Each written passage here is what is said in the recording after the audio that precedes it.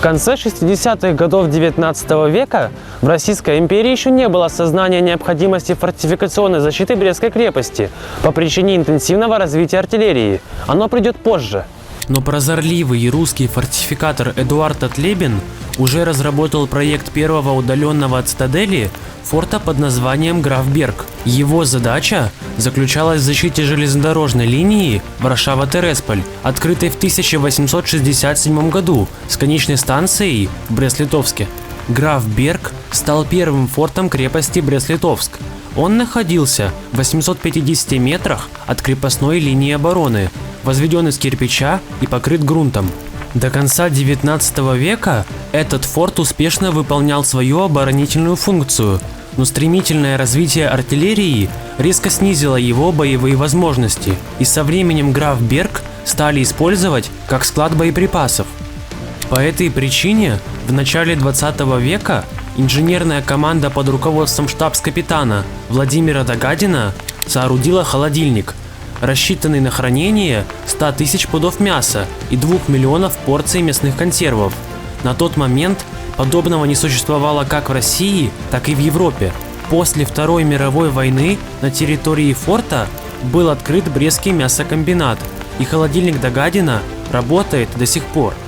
В начале 70-х годов 19 века в Российской империи пришли к выводу, что замкнутые по периметру крепостные бастионы являются неэффективными и незащищенными под огнем нарезной артиллерии с дистанции от 5 до 8 километров. Отныне оборона крепостей строилась на системе артиллерийских фортов, удаленных от центрального укрепления и предназначенных для самостоятельной и долговременной обороны. Под руководством генерал-лейтенанта Николая Обручева комиссия провела топографическую съемку и разработала проект усиления Брест-Литовской крепости кольцом из 7 укреплений.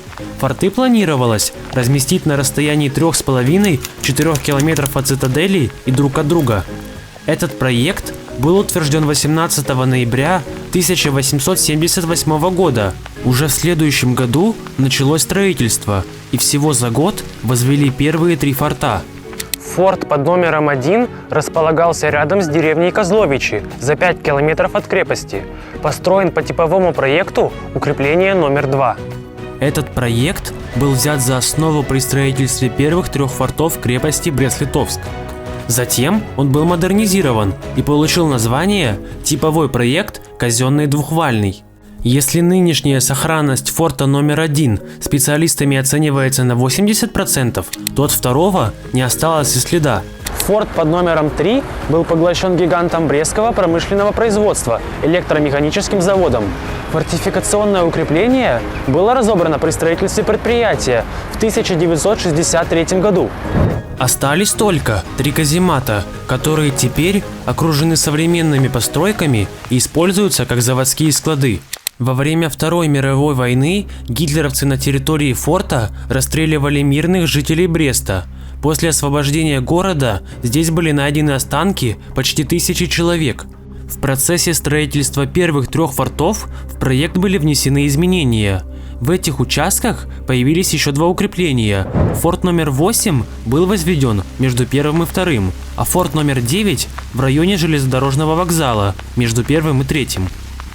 4-й форт Вулька, модернизированный по типовому проекту казенный двухвальный, вызвал интерес у высшего руководства Российской империи.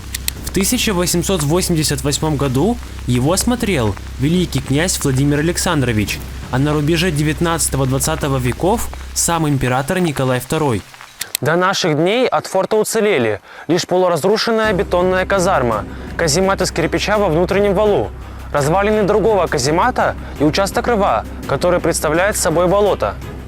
Форт номер 5 Пьяновец имел 5-угольную конфигурацию и считался мощным укреплением, способным противостоять целому полку врага. Он включал земляные валы и 17 больших казематов из прочного красного кирпича, а толщина стен достигала почти 1 метра.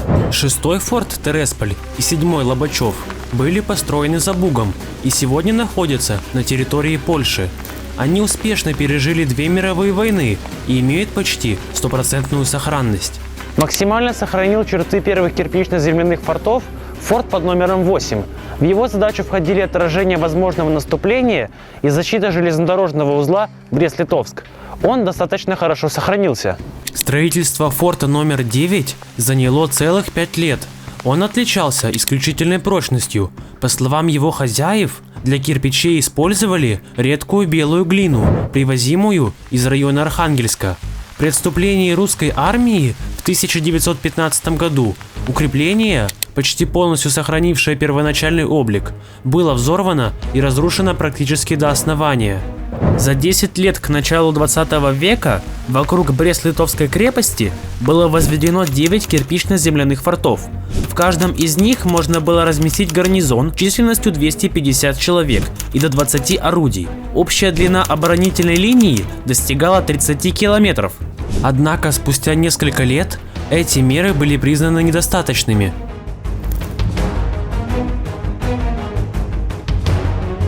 В следующую субботу вы узнаете, чем была вызвана модернизация существующих фортов Брест-Литовской крепости, кто из известных инженеров-фортификаторов строил форты второй линии обороны крепости, сколько лет отводилось на строительство одного форта.